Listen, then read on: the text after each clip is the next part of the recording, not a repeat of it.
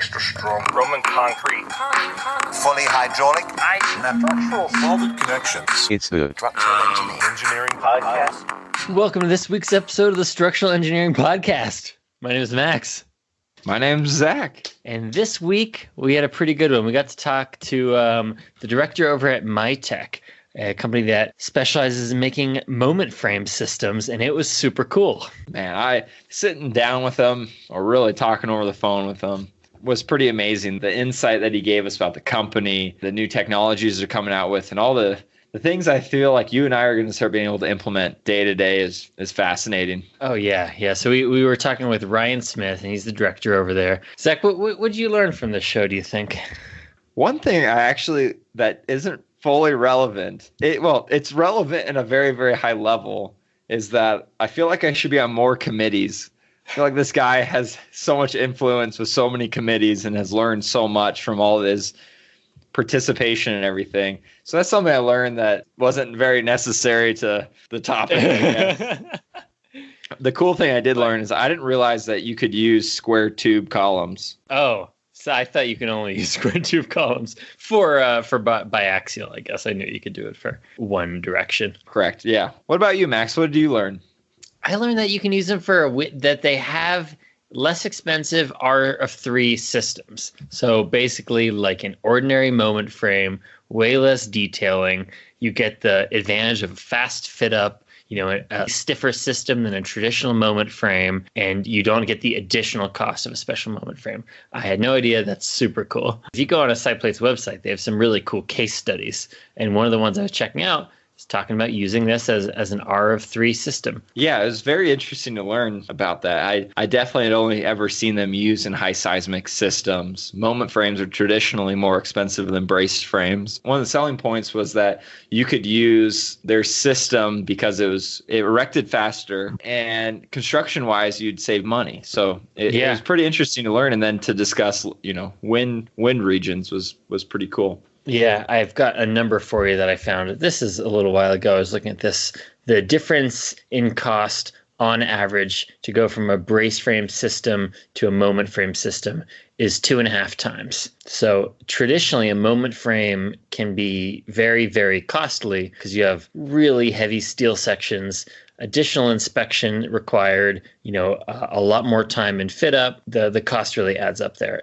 So I think used correctly, the Sideplate system can be really economical, and it could open up opportunities to use moment frames where you wouldn't usually have them. Absolutely. Now, we don't want to tell everyone everything about this episode, so we'll jump into the episode right now and let us know what you think. So first off, guys, thanks for having me on. I really love the idea of an engineering podcast, particularly to bring some value to younger engineers and other practicing professionals in a variety of topics that we're always looking to learn. So thanks for having me on. My name is Ryan Smith. I'm the director of Sideplate Systems, practicing structural engineer for quite a while prior to joining Sideplate. Did my education all in California, did my undergraduate work at Cal Poly San Luis Obispo, and my graduate work at the University of California, Irvine. Worked in Southern California since graduating, done some work in the field with a company called Hilti in regards to their technical representatives. And then 7 years ago, joined Sideplate to lead their business development in the western part of the U.S. Had various jobs at Sideplate since joining about 7 years ago. Most recently, when our previous president, Henry Gallart, who was the first employee of Sideplate all the way back in 1995, took a role with our parent company, MyTech, he asked that I step into the leadership role and take over for him at Sideplate, and I did that starting in January.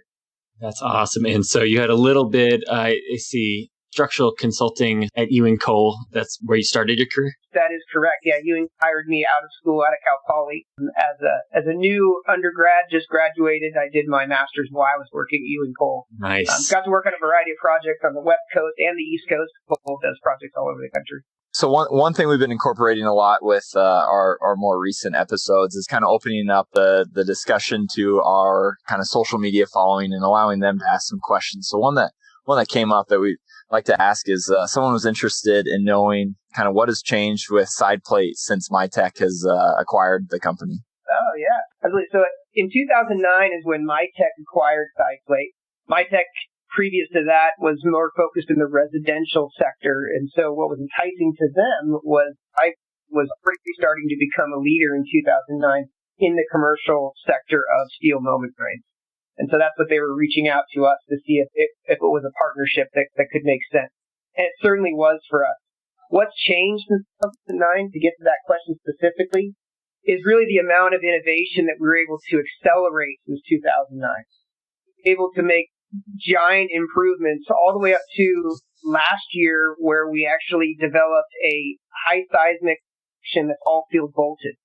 And so by having that big backing from MyTech, we're able to invest hundreds of thousands, millions of dollars in research and development to continue to innovate and bring more value to our customers. In addition, we've been able to, with that big backing, been able to provide a lot of upfront services to our clients, evaluations of buildings that they're looking at using Sideplate on. It was difficult for us to do that as a smaller business before the MyTech acquisition, just because that takes money and resources to be able to provide that early on value. Now we can do that since 2009. Nice. That's great. So just the amount of resources you have available to you has grown substantially. Could you maybe describe what a Sideplate system is to someone who has no idea what we're talking about at all? Like a non-engineer, what is this? Yeah, absolutely. So Sideplate connection is part of a steel moment frame. So a steel moment frame is basically the lateral force resisting system in the building. You can think of that as sometimes people use walls or braces. What moment frames allow the designers to do is to use basically an open frame, so there's no obstruction. But in order to do that, you have to have a very stiff connection or rigid connection at the beam to column joint. So what Sideplate actually is from a connection standpoint is the way that we connect the beam and the column in an innovative fashion, using two side plates on the columns with a beam that goes between them. Sideplate as a company is much larger than that, in that we provide substantial value to our engineering clients and construction teams in helping optimize the structure in the most economical way, using the smallest beams and columns that make sense, putting the frames in the right locations. We assist in all of that work, along with the construction administration part. So there's Sideplate the connection, and then there's Sideplate the company that utilizes that Sideplate connection to bring project. It's awesome. I know one of the perks of Sideplate is that it's a little bit stiffer than your standard moment connection. Is that accurate? Yeah, that's definitely accurate. It's about 30% on average stiffer than a typical joint. And maybe even more importantly than the increased stiffness, it's the idea of where we put the stiffness. A lot of times what we see out there is structural engineers will need to use really big columns to get the stiffness of the overall frame. But what research has shown, a lot of research that we've done with our internal research and development team, is that by putting the stiffness in the joint, it's the most economic way to do it. You get the more bang for your buck, so to speak. That's awesome. I actually have a question that came from a podcast last week. We talked with a plans reviewer in Arizona. And so he was curious about that stiffness. How is it modeled, or how do you recommend people model that increased stiffness, since, basically a frame with fixed connections at the corner is a frame with fixed connections? Is this, extending that fixity into the column and beam? Yeah, so that's obviously a very important aspect to get the real value that Sideplate brings, is be able to structurally model it accurately. And so the way to model is actually laid out by the American Institute of Steel Construction based on the research that we've done. And what it highlights is basically there's an infinitely rigid panel zone in the column. So the area where the column web is, where our side plate sandwich the column, is rigid. So you're not going to see any deformation taking place. Outside of the column, we extend these side plates. And what we use there is 3 times the moment of inertia of the beam, or 3 times I sub x of that dimension, which usually is anywhere from about 3/4 of the beam depth to about 1 depth of the beam. So if you're using a 24-inch deep beam, it's anywhere from about 18 to 24-inch extension. Now, the next question may come about, how do you do that, Ryan, in a structural software, right? We've made it easy for our clients. We have an internal software development team that spent hundreds of thousands of dollars in developing plugins that come directly with the softwares that our clients use. So ETAS and RAM are 2 of the most used softwares for modeling.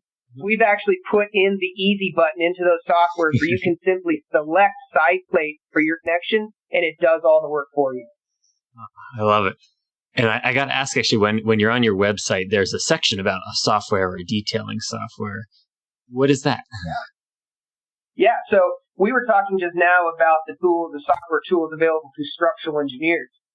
But for Sideplate, we want to bring value to all members of design and construction team. And some of those members are actually the fabricators and the detailers. Two of the components that we actually offer as a tool is through Tekla and SDS2, which I believe are the two softwares you're referring to. Detailing softwares do about 99% of the detailing work in our industry, particularly in the U.S. So what we are able to provide with our 2D drawings are components that are able to populate their models in SDS2 and Tekla with all the Sideplate connection information. We're big proponents of not dumbing down information that we've had and worked hard to do into 2D drawings, but providing all of that high-end analysis and work into models that can be used, keeping it more accurate, and then also maybe more importantly, much more efficient to be able to make these buildings come to life. So the Sideplate system, obviously with moment frames, you can use them for wind and seismic design. The ductility that you've kind of spoke to, and the rigidity, really comes in play with seismic design. But kind of what kind of percentages are you guys seeing that your system being used in high wind or high seismic regions? And then, what are the advantages of using these systems in maybe a wind controlled building or where an ordinary moment frame would be allowed? I'm really glad that you asked that question, because I do have a tendency, especially coming from California, to get really tied up in the high seismic and high performing aspect of the business. So a lot of people take Sideplate as this high seismic connection, which makes sense. That's where we started. We started back in 1995 after the Northridge earthquake, solving seismic problems. But what people don't realize is that there's a lot of value in a stiffer connection in wind-governed areas. And people find it really surprising when I tell them that about 40+% of our work is done in low to moderate seismic areas where wind is typically the governing force. So 40% of our business is those areas. And so why is it? Well, a couple main reasons. The first thing is that drift or lateral movement back and forth of the building, which we have as designers, we have to limit to a certain code requirement. Whether the force that's pushing on it is earthquake or wind. Are different requirements. You don't need the kind of ductility that we've been talking about with the seismic connections, our Sideplate Plus connection as we refer to it now, but you do need stiffness. And so the nice thing about the wind projects is that we're able to provide additional stiffness, a reduction similar to that we do in a high seismic area. But we're able to do it in a way that doesn't require the additional expense of the connection for some of the detailing that's required. We actually have a less expensive connection in the wind-governed areas because we don't need that high-level ductility. But you can still get the reduction in tonnage. And more importantly in those areas, particularly with how simple our standard Sideplate connection is, it's extremely fast. Most other connections in wind-governed areas, many of them are welded connections. Ours is an all-fill bolted connection. We've seen connections for beam end in wind-governed areas take anywhere from 2 to 3 hours per beam end to weld up. Ours goes up in less than 30 minutes. Whoa. So an extreme accelerated in terms of getting the structure up and moving and turning floors over is a big driver in those areas. One other comment I mentioned for those low seismic or moderate seismic areas where wind's important is that many times you're in tight quarters also between buildings, particularly in downtown or metropolitan areas. And a lot of times designers will throw moment frames out in those areas simply because they believe they're too flexible, put in braces and have to fight with some of the obstructions those other systems have. With Sideplate's increased stiffness, even though you don't need the ductility, you can actually use a moment frame system in those areas. And so we're called into a lot of projects for that reason. Super cool. So for cost savings here, we have cost savings not only in less steel, but in a faster erection time. Is there, when you're in a construction project, is there a scale that the project has to be in order to, see savings, or are you in both small and pretty large projects? Yeah, another really good question, because this is another thing that people sometimes, they see us in these really large, iconic structures, like we just topped out Loma Linda Hospital, a base isolated, multi-story building. At Pendleton out here in California, large 21-story buildings, and they think, Sideplate's just for that big stuff. I'm happy to tell everyone that we do a lot of small jobs as well. We've done everything from pedestrian bridges to those taller mid-rise type structures. In regards to where does it make economic sense, I like to tell people it's typically about 50,000 square feet is where it makes total economic sense when you're looking at a moment frame system. But we do smaller buildings than that or smaller structures because of the technical benefits that Sideplate can bring. That's why we do some of those bridges and things, all story heights, long spans, like that. So I encourage our clients to look at us for all their steel, particularly steel projects, and maybe even some of their concrete projects they want to consider steel on. And we'll be able to guide them early on in a project of whether or not it makes sense to pursue Sideplate or not. Yeah, makes sense. Yeah, so our next one kind of is, maybe a bit more of a depth question, talking about resiliency-based seismic design. It's really become a huge topic for demanding structures in high seismic regions. Where do you see the role of Sideplate system, within that world? Yeah, this is actually a topic that's near and dear to my heart.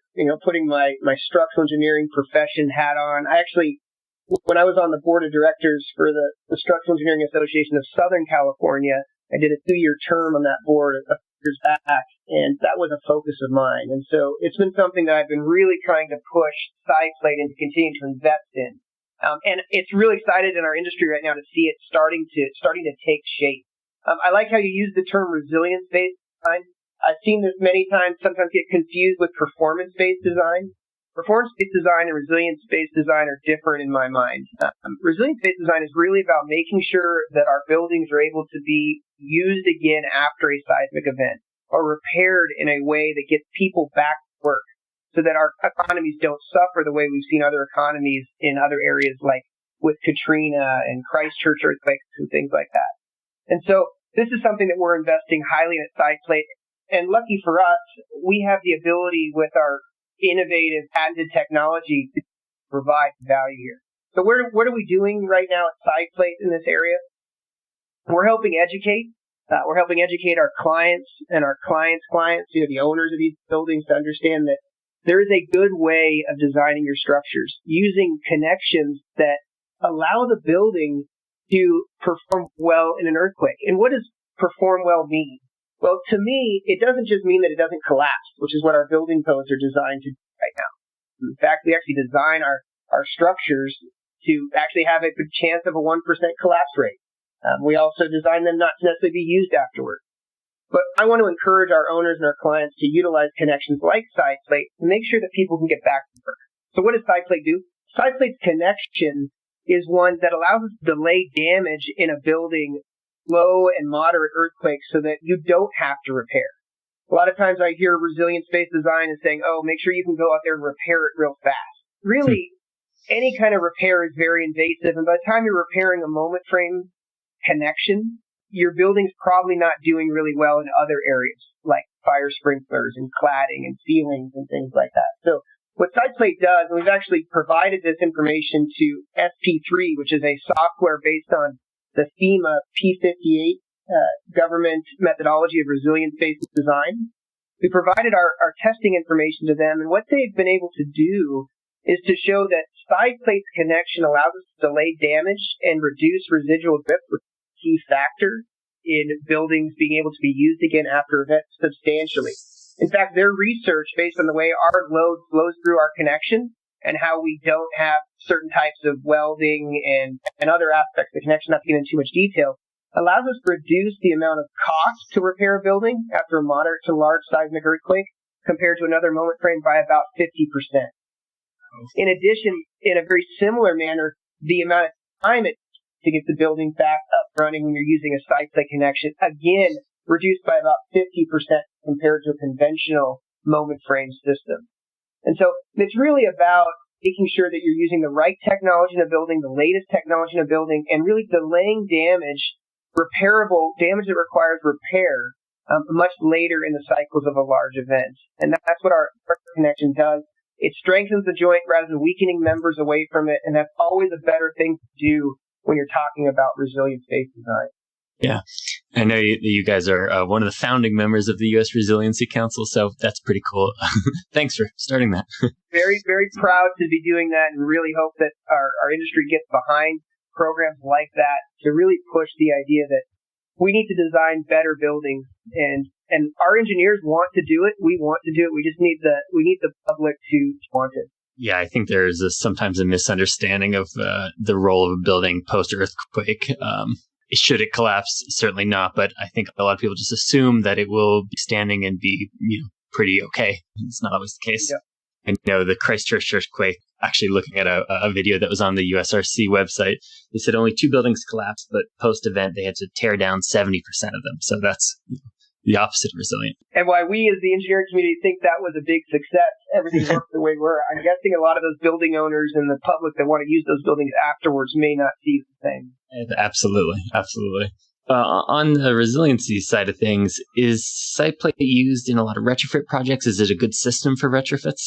Yeah, so retrofits, particularly when you're talking about pre-Northridge moment connections, which is where we got our start, is something that's going to become more apparent and grow in. So Sideplate is used in retrofit projects. It's not a main market that we're in currently. We do have some innovative concepts coming out in the future that would allow a Sideplate retrofit scheme to be less invasive, you could say. Right now, any retrofit is invasive, including the Sideplate system. But one of the reasons, though, that people do use Sideplate is I talked about reducing steel, right? When we're designing a new building, you're able to use smaller beams and columns with a Sideplate project. Well, if you're going into a retrofit, the beams and columns are already there, so you're not reducing any steel. So therefore, you can actually retrofit less connections because we're providing additional stiffness to members that would be hence oversized if you were designing it originally with Sideplate. So that's one of the values that we'll use Sideplate for, but it's not a big part of our business, but certainly something we've done and will continue. Yeah. So in a retrofit application, you'd be going into existing moment frames that are not to the standard that we have now and stiffening them essentially. That's right. Or adding in new frames to stiffen as well. So we've been used in other buildings that they just put in a new frame. That's the easiest way to do it, the invasive way to do it. But a big difference with the Sideplate connection compared to conventional moment frames is back in Northridge, noticed that these transversely loaded welds from beam flange to column flange were very problematic. Triaxial stresses that occurred, brittle welding, and in the end, a really high, there wasn't much redundancy in those welds. And so one of the big differences of Sideplate, our innovative concept, is we physically separate the beam from the column. So we actually have between the beam and the column, the beam is connected to 2 Sideplates. In a retrofit application, typically you have those welds that are attached to the beam flange to the column flange, which are not good welds. And so we have to torch those off and actually create that separate gap, which is a little more invasive than maybe some other type connections. But if you have to do it on less, then sometimes it's economically feasible and you have a better performance. Nice. Yeah, absolutely. Post-earthquake, is the Sideplate system pretty easy to evaluate and replace? Yeah, so this gets back kind of the resiliency question is Sideplate can be replaced. We've actually done a full-scale testing program that just finished where we actually tested the same column joint, the same column and Sideplate, 4 different times, ran it through a full-scale test and showed that it performed similar in all 4 tests by just replacing the beam. Wow. It was a real exciting test for us, something that's never been done before within Sideplate, and I'm not even sure if it's been done in other places with other connections. And we actually made over 7% rotation, which is far more than the 4% required. So you can replace the beam and the column assembly stays intact. But again, the best thing to do, and I mentioned this before, is to delay damage to where you don't need to repair. And that's one of the things that Sideplate does, is we can go through a very large earthquake with very little damage that needs to be repaired to allow us to be able to use the building without going in and having that invasiveness. But you can do it. We've proven it. You can replace the beam if that was a necessity. My guess is that on a Sideplate project, depending on how large the seismic event is, you may not have to.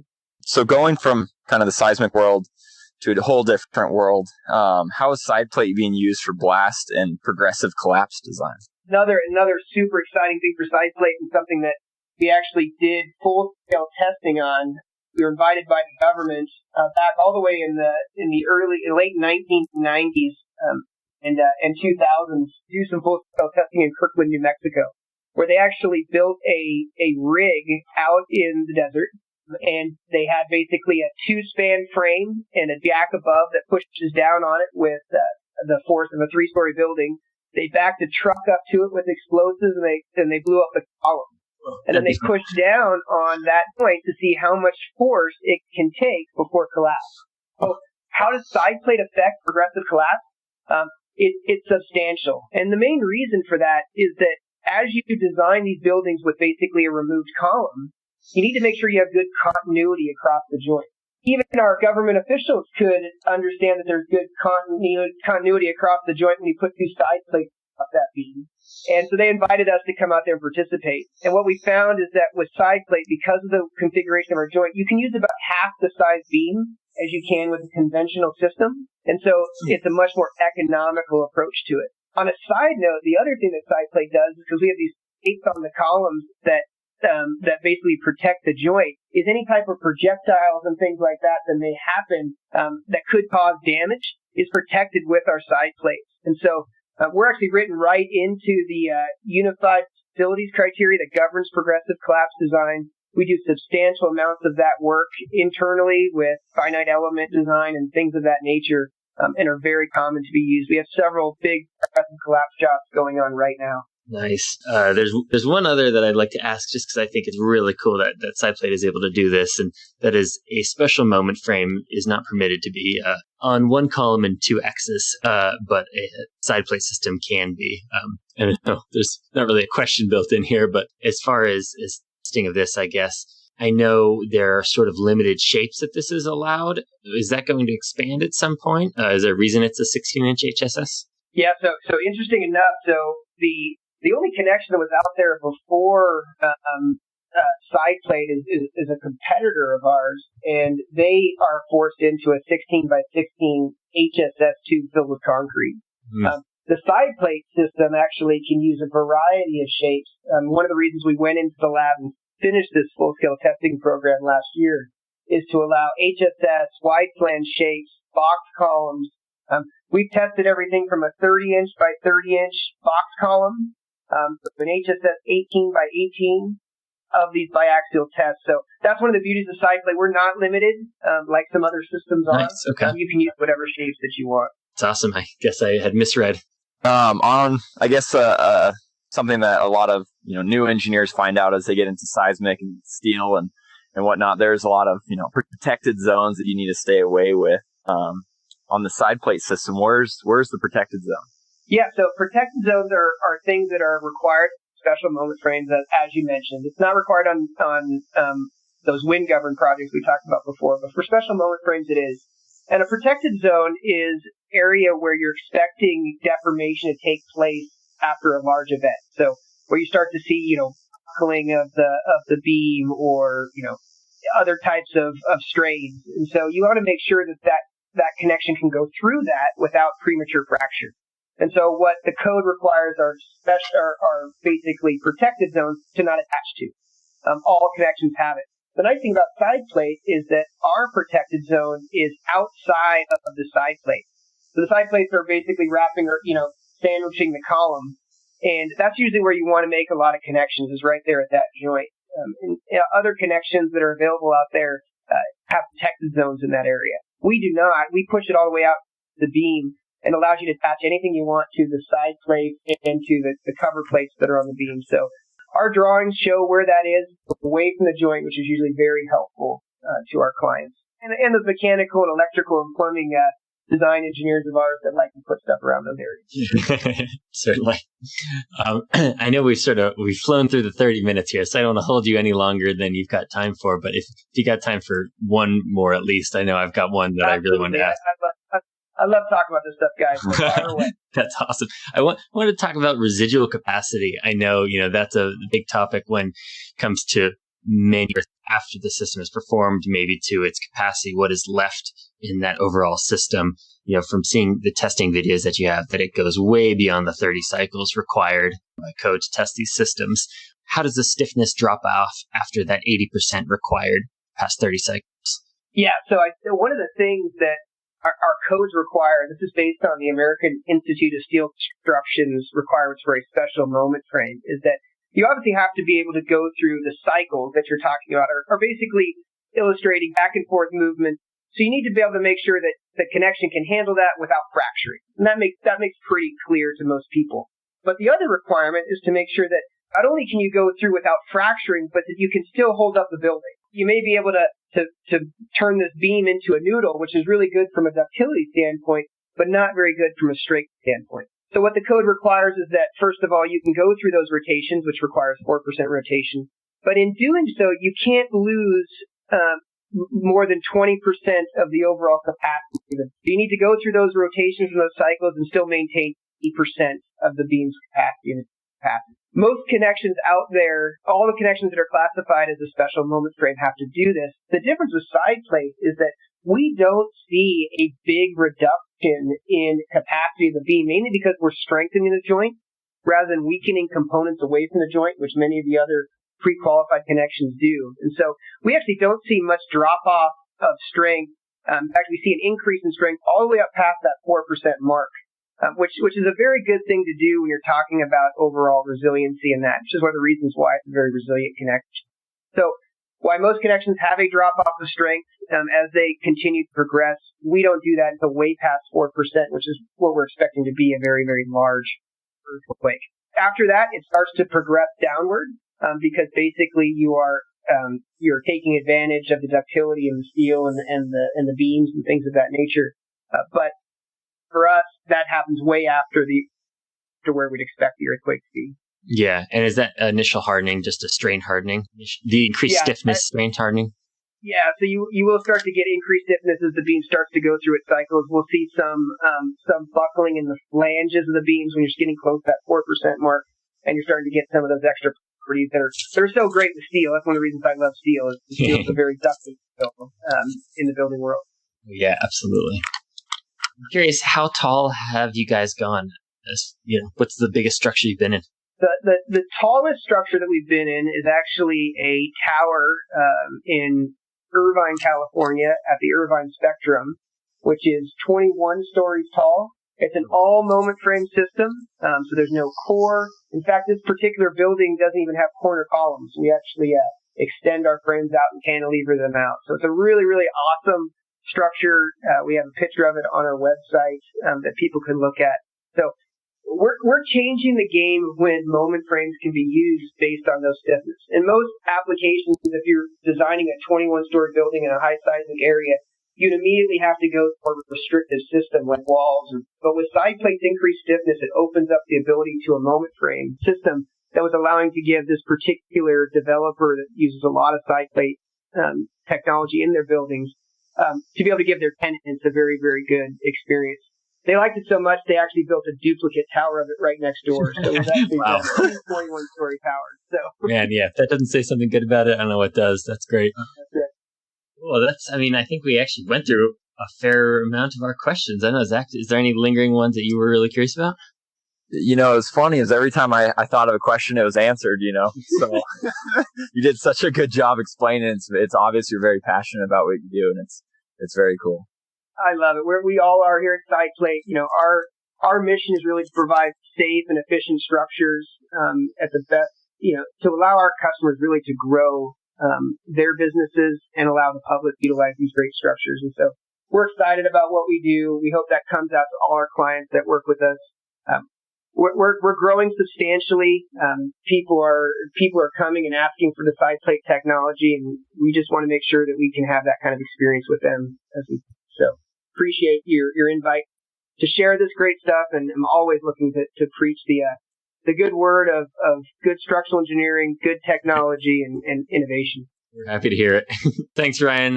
We really appreciate you coming on, and look forward to talking with you later. Awesome, great. Love what you guys are doing. Thanks again for the invite. Man, Max, I don't know about you, but being able to chat with Ryan was pretty awesome, and to understand what they're doing with their system and really get to know the company more. I think definitely want to learn more and continue to be able to see if we can use this system on a structure in the future. Absolutely. I actually haven't gotten the opportunity to use the Sideplate system yet, so I'm looking forward to the chance to do so at some point. Yeah, absolutely.